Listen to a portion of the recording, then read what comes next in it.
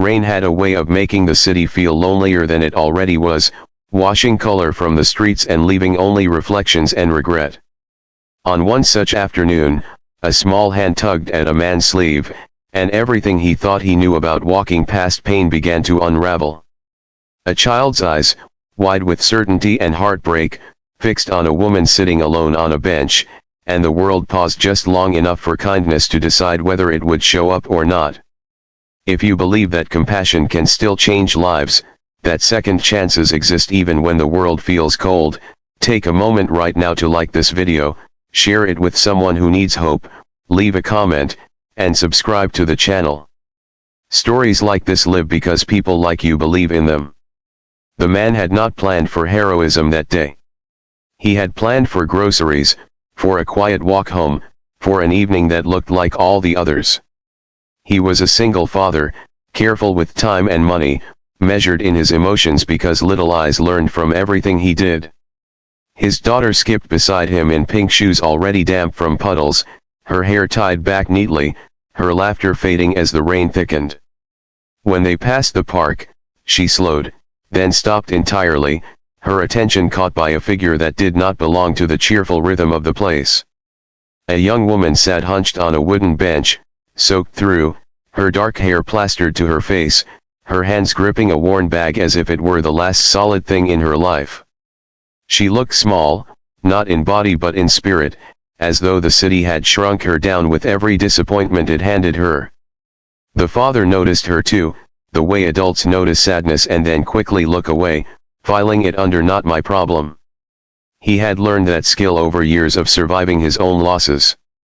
But his daughter had not learned it yet. Children see what is there without the filters of fear or inconvenience. She stared openly, her steps hesitant, her brow furrowed with concern that felt too big for someone so young. The rain pattered on leaves and benches, and the woman did not move, did not wipe her face, did not check her phone. She simply existed in her loneliness, visible to anyone brave enough to really look. The father gently urged his daughter forward, feeling the familiar tug of responsibility. Life had taught him that stopping could be dangerous, that involvement came with costs. He had lost his wife years earlier to illness, had rebuilt his world brick by careful brick, and could not afford to let it collapse again.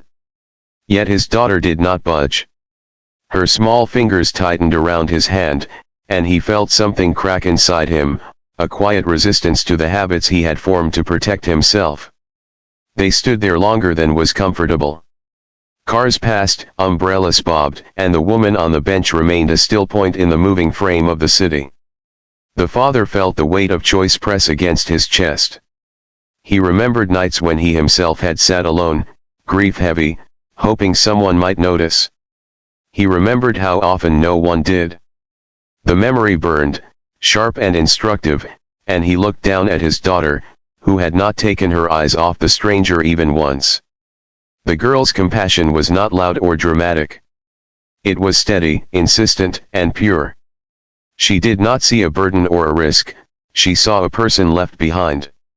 In her world, that was enough. The father sighed, not in defeat but in surrender to something better than caution. He adjusted his jacket, glanced around, and stepped closer to the bench, his daughter's hand still in his. The woman looked up then, startled, her eyes red-rimmed not only from rain. There was fear there, and embarrassment, and the fragile hope that comes when someone acknowledges your existence after you have started to doubt it matters. Up close, the father could see how young she was, barely older than he had been when responsibility first weighed him down. Her clothes were clean but worn, her shoes cracked at the seams. She smelled of rain and soap, the scent of someone who tried to hold on to dignity even as life slipped away. The park around them felt quieter, as if the trees themselves leaned in to listen. The father felt the pull of empathy tug him forward, and he did something he had not done in years. He stayed. He did not rush. He did not assume. He simply offered presence, the rarest currency in a busy world. His daughter stood beside him, a small lighthouse of concern, her eyes flicking between her father and the woman as if willing them to understand each other. The rain eased, and in that brief lull, the woman's story spilled out not in words but in posture, in the way her shoulders sagged and her grip on the bag loosened. She had come to the city chasing opportunity, only to find closed doors. A job lost, a room gone, a phone with no one left to call. The bench had become her refuge because it asked nothing of her. The father listened with the patience of someone who knew how it felt to be reduced to survival. He thought of his small apartment, of the spare room filled with boxes of memories he rarely opened. He thought of the example he was setting for his daughter, of the kind of world she would inherit if everyone kept walking past benches like this one. The fear he felt was real, but so was the warmth growing in his chest, the sense that this moment mattered more than comfort ever could. When he finally made the decision, it was not dramatic. It was quiet and firm, like laying down a foundation stone. He offered the woman something radical in its simplicity, a place to dry off, a meal, a night without fear.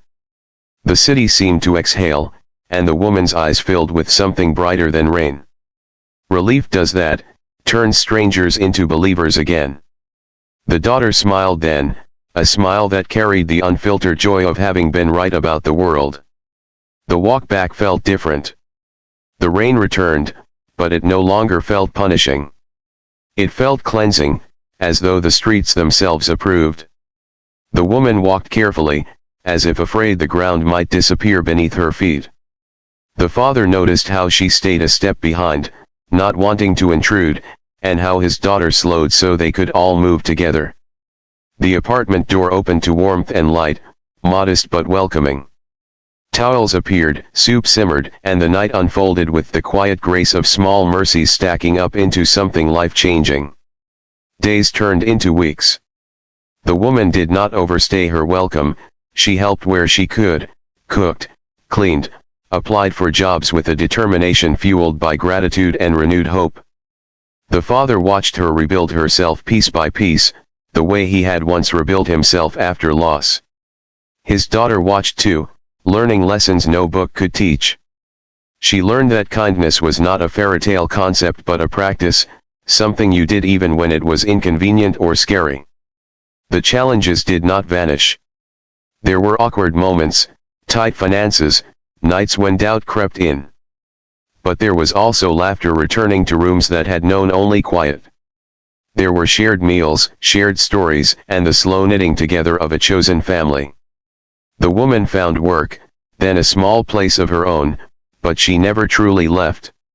She became part of their lives, a living testament to the power of being seen at the right moment. Years later, the father would look back on that rainy afternoon as the day his world expanded rather than narrowed. He would understand that protecting his daughter had not meant shielding her from pain but teaching her how to respond to it. The girl would grow up remembering the bench, the rain, and the way her heart had insisted on stopping.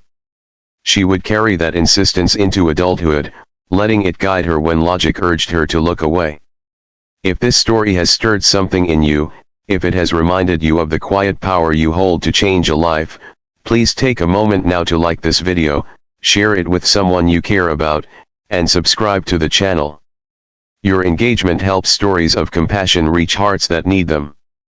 Before the ending, here's a special request: comment the word kindness below if you believe small acts can create big miracles. The city still has its benches, its rain, its lonely afternoons. But somewhere within it, a woman walks with confidence, a father carries pride instead of fear, and a daughter grows up knowing that listening to her heart once changed 3 lives forever.